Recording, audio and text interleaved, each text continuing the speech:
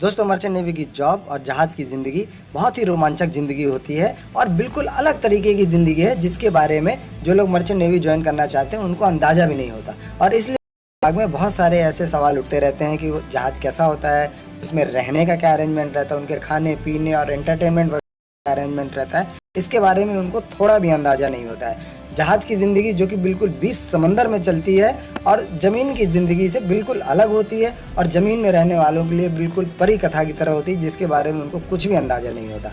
तो इस वीडियो में हम आपको बताते हैं कि जहाज़ कैसा होता है, उसमें आपके रहने खाने पीने वगैरह के अरेंजमेंट्स कैसे होते हैं, ये सारी जानकारी हम अपने इस वीडियो में आपको देंगे। आप हमारे चैनल को सब्सक्राइब जरूर कर लें, क्योंकि मर्चेंट नेवी से रिलेटेड सारी जानकारी आपको अपडेटेड हमारे चैनल से मिलती रहेगी। मर्चेंट नेवी में छोटे जहाज़ भी होते हैं और बहुत बड़े 300-400 मीटर लंबे जहाज़ भी होते हैं, जो कि अपने साथ 3 लाख टन 4 लाख टन माल या कार्गो अपने साथ लेकर के जाते हैं। तो इन बड़े जहाज़ों में इनका जो आगे का हिस्सा बोलते हैं, इनको हम लोग कार्गो होल्ड बोलते हैं, और जितना भी माल या कार्गो या सामान होता है वो इन्हीं कार्गो होल्ड में भर दिया जाता है। और जो ये पीछे का हिस्सा आप देख रहे हैं, बड़ा सा ऊंचा सा वाइट कलर का, इसको एकोमोडेशन बोलते हैं।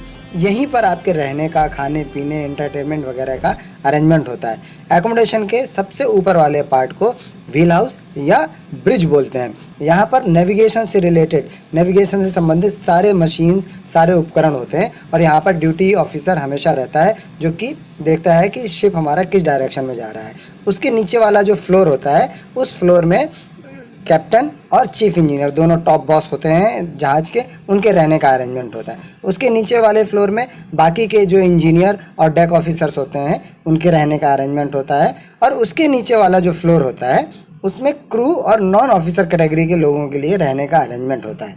उससे आप जब नीचे जाएंगे तो उस वाले फ्लोर पर आपके खाने का, आपके जो गैली होती है जहाँ पर खाना बनता है, या किचन आप कह सकते हैं, वो अरेंजमेंट होता है। और साथ ही वहाँ पर आपके एंटरटेनमेंट के लिए टीवी वगैरह का भी अरेंजमेंट रहता है। और उसके नीचे जो सबसे नीचे वाला एरिया होता है, वहाँ से आपका मशीनरी स्पेस चालू हो जाता है, जहाँ पर कि जहाज़ को चलाने के लिए जितना भी इंजन, जनरेटर, एसी वगैरह की ज़रूरत होती है, वो सारी मशीनरीज उस एरिया में होती हैं।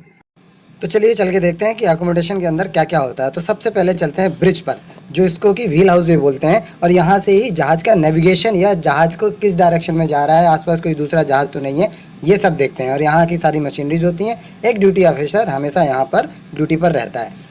ब्रिज से नीचे उतरेंगे सीढ़ी से, तो आपको फर्स्ट फ्लोर, सबसे ऊपर वाला फ्लोर आ जाएगा, जहाँ पर मास्टर और चीफ इंजीनियर के रहने का अरेंजमेंट होता है। कैप्टन और चीफ इंजीनियर दोनों को एक जैसा अरेंजमेंट रहता है रहने के लिए। उनको 2 रूम मिलते हैं रहने के लिए। सबसे आगे वाला रूम, जिसको कि डे रूम बोलते हैं, वो ऑफिस जैसा भी होता है, बड़ा सा हॉल होता है, और उसके साथ जुड़ा हुआ आप देख रहे हैं कि यहाँ पर उनका बेडरूम भी होता है, और बेडरूम के साथ ही जुड़ा हुआ उनका टॉयलेट भी रहता है। काफ़ी अच्छा अरेंजमेंट रहता है, अच्छे से डेकोरेटेड रहता है, क्योंकि ये जहाज़ के टॉप रैंक के ऑफिसर्स होते हैं, इसलिए इनके केबिन जो इनको मिले होते हैं वो बहुत ही अच्छे होते हैं। बाथरूम में हॉट और कोल्ड वाटर की सप्लाई के साथ साथ बाथ टब भी प्रोवाइडेड रहता है मास्टर और चीफ इंजीनियर के लिए, जिसमें वो आराम से नहा सकते हैं।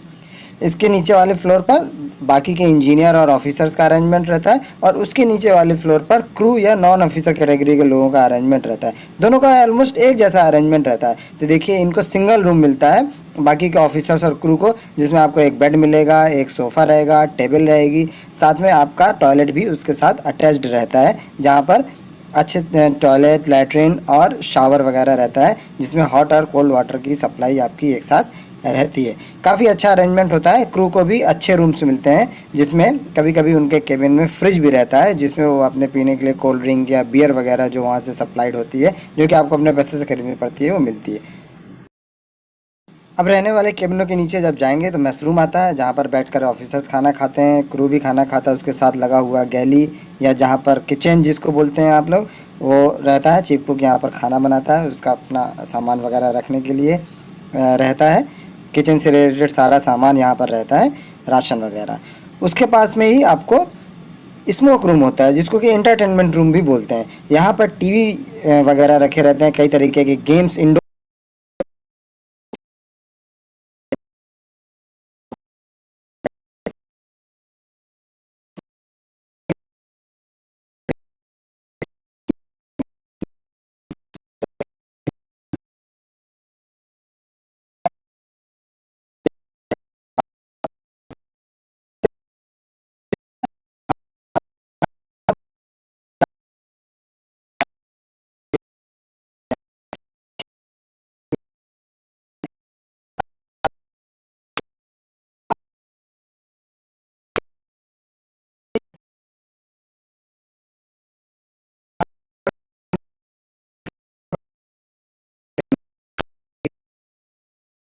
इंजन है, मेन इंजन है शिप का, जो कि कार के इंजन से हज़ारों गुना बड़ा होता है। तो इंजन रूम में बहुत तरीके की मशीनरीज रहती हैं। इंजन हो गया, इलेक्ट्रिसिटी के लिए जनरेटर हो गया, आपके रूम में और सब जगह सप्लाई के लिए एयर कंडीशनिंग प्लांट होता है, क्योंकि इस शिप में इतनी गर्मी होती है कि आपका रूम हमेशा एयर कंडीशन रहता है। और साथ में यहाँ पर एक फ्रेश वाटर जनरेटर होता है, जो कि समुद्र के खारे पानी को अच्छे मीठे पानी में तब्दील कर देता है, और वो आपके केबिनों में सप्लाई किया जाता है नहाने के लिए और पीने के लिए।